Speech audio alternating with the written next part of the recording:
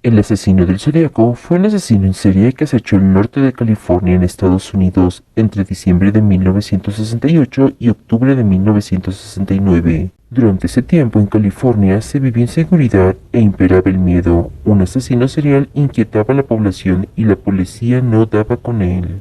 El conocido asesino del Zodiaco se volvió famoso por chantajear al periódico local San Francisco Chronicle, pues pidió a los encargados de la edición publicar en la primera plana 3 cartas en las que daba detalles de sus crímenes, de lo contrario mataría a 12 personas. Este asesino cobró relevancia debido no solo a la violencia de sus crímenes, sino a su firma, que consistía en la descripción pormenorizada y encriptada de sus asesinatos, a través de cartas y acertijos casi imposibles de descifrar. A continuación veremos la cronología de los hechos que hizo este asesino. El asesino del Zodiaco atrajo la atención de la policía por el aparente asesinato aleatorio de Betty Lee Jensen y Demi Faraday. El 20 de diciembre de 1968, en los límites de la ciudad de Venicia, California. La pareja estaba en su primera cita y entre sus planes pensaban asistir a un concierto navideño de Hogan High, a unas cuantas manzanas de la casa de ella. En lugar de ir directamente, decidieron visitar a un amigo y detenerse en un restaurante. Alrededor de las 10 de la noche, la pareja se estacionó en un cruce de camino al lago de Herman. Justo fue en ese momento cuando el asesino del Zodiaco se incorporó al cruce y se estacionó al lado de ellos. Un testigo presencial pasó por allí tiempo después y vio 2 coches. Uno de ellos era el de la pareja, pero estaba vacío. Momentos después escuchó lo que parecía un disparo, pero no estaba seguro al tener la radio encendida. El Zodiaco disparó en contra de Faraday solo una vez en la cabeza y 5 veces a la espalda de Jensen. Ya que intentó huir, sus cuerpos fueron encontrados minutos después por Stella Borges, quien vivía cerca de ahí. Este dio aviso al capitán Daniel Pita y al oficial William T. Warner, el detective y el sargento Les Hundat de la oficina del sheriff del condado de Solano. Investigó el crimen, pero no se encontraron pistas sólidas. Luego, el 4 de julio de 1969, Michael McHugh y Darlene Ferrin fueron atacados por un arma de fuego en la madrugada, cuando estaban en el estacionamiento del campo de golf Blue Rock Springs, en Vallejo, California. Se encontraban a poco más de 6 kilómetros de distancia del anterior asesinato. La pareja estaba en el coche de ella cuando a su lado se estacionó otro coche, cuyo conductor se fue para volver 10 minutos después. Una vez que se estacionó detrás de ellos para evitar que escaparan, el Zodiaco se acercó al coche y les alumbró directamente la cara para cegarlos. Luego procedió a dispararles con una Luger 9 milímetros. A las 12:40 de la madrugada del 5 de julio de 1969, una llamada anónima, que fue efectuada por un hombre, informó al departamento de policía de Vallejo lo sucedido. Y no solo eso, confesó que lo había hecho y que era el asesino de Jensen y Faraday, que habían sido asesinados hacía 6 meses. La policía arrastró la llamada, proveniente de un teléfono público de una estación de servicio entre las calles Spring y Tuolumne. El Zodiaco estaba a menos de 1 kilómetro de la casa de Ferrin y a pocas calles de la oficina del sheriff. Darlene fue declarada muerta en el hospital, pero Michael sobrevivió al ataque, a pesar de haber sido disparados en el rostro y el cuello y también en el pecho. Los detectives John Lynch y Ed Ross del Departamento de Policía de Vallejo investigaron el crimen. El 1 de agosto de 1969, 3 cartas escritas por el asesino llegaron a las redacciones de Vallejo Times-Herald, el San Francisco Chronicle y el San Francisco Examiner. Casi idénticas entre ellas, reconocía los 3 crímenes e incluía un criptograma de 408 caracteres que desvelaba su identidad. El asesino fue muy claro: o las cartas se publicaban en primera plana o ese mismo fin de semana mataría a 12 personas. Los asesinatos por suerte no se llevaron a cabo, pero las cartas pudieron leerse en la primera plana de los periódicos. Conforme se observó al respecto, aquella amenaza conformaría únicamente la primera muestra dentro de una sucesión de alardes y chapuzas que, en el marco de un perverso juego del gato y el ratón, la vanidad del psicópata emprendió, aún a riesgo de dejar indicios aptos para conducir finalmente a su arresto. 3 días más tarde, otra carta llegó a la redacción de San Francisco Examiner. Querido editor, este es el Zodiaco. Era el inicio de una carta escrita al jefe Slits de Vallejo, el cual pidió más detalles para probar que era el asesino de Faraday, Jensen y Ferrin. Las cartas enviadas por el criminal conformaron el inicio de la lucha mediática que se mantendrían con las autoridades y la prensa. El remitente exigía que los comunicados fueran impresos en la primera plana de los respectivos periódicos. y siempre amenazaba con que en caso de que no se hicieran publicados, se vería con la obligación moral de tener que asesinar a unas personas. Estas serían escogidas en las calles al azar ese mismo fin de semana. Por fortuna la amenaza nunca se llevó a cabo. Para el 27 de septiembre de 1969, Brian Hartnell y Cecilia Shepard se encontraban merendando a las orillas del lago Berryessa, en una pequeña isla conectada con una vereda arenosa, a Twin Oak Ridge. Un hombre se les acercó tras esconderse detrás de un árbol sin que Cecilia pudiera cerciorarse de su presencia.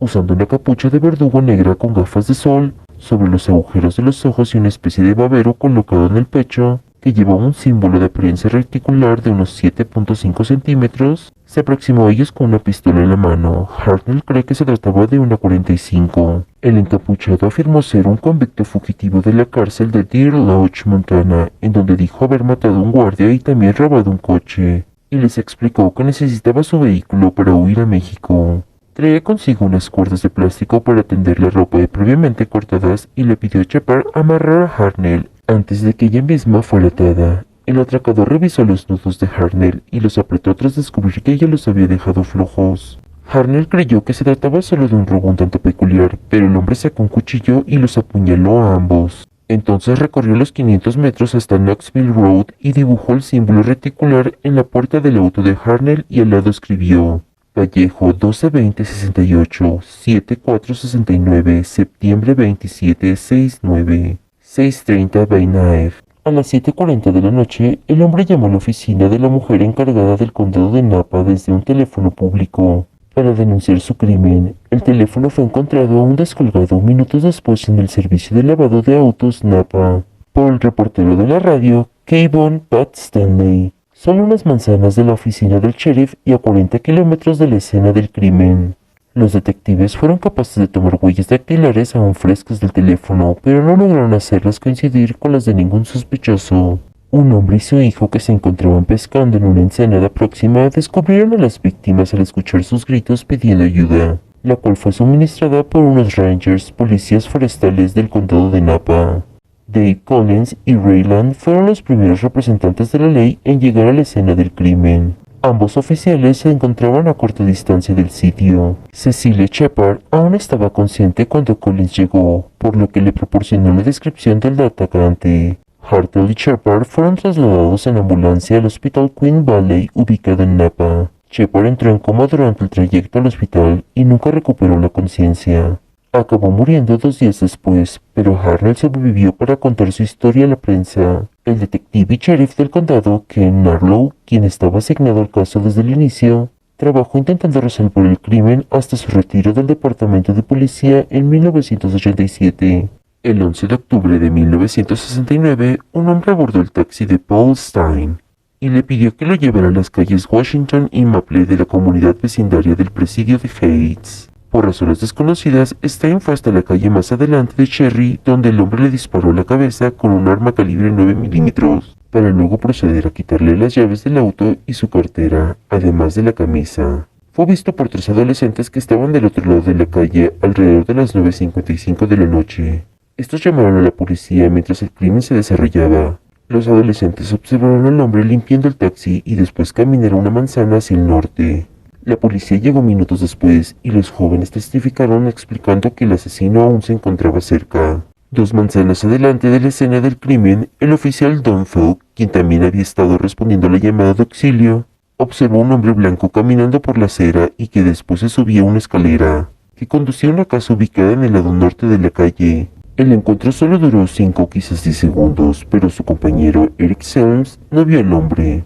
La radio les había alertado para buscar a un hombre sospechoso con piel oscura, no un individuo caucásico, así que no tuvieron motivo para detener al hombre y pasaron al lado de él sin detenerse. La confusión entre las descripciones han permanecido sin explicación hasta la fecha. Cuando llegaron a la calle Cherry, Falk fue informado de que estaban en efecto buscando un sospechoso blanco.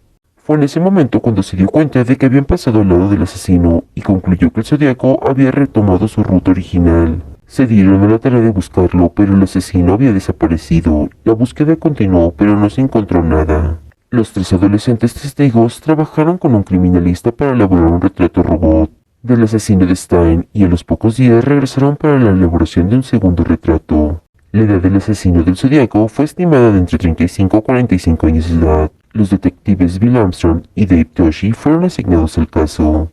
El Departamento de Policía de San Francisco al final investigó y estimó por lo menos a 2.500 sospechosos en un periodo de varios años. El 14 de octubre de 1969, el Chronicle recibió una carta más del Zodíaco, pero esta vez contenía una muestra de la camisa de Paul Stine como prueba de que él era el asesino.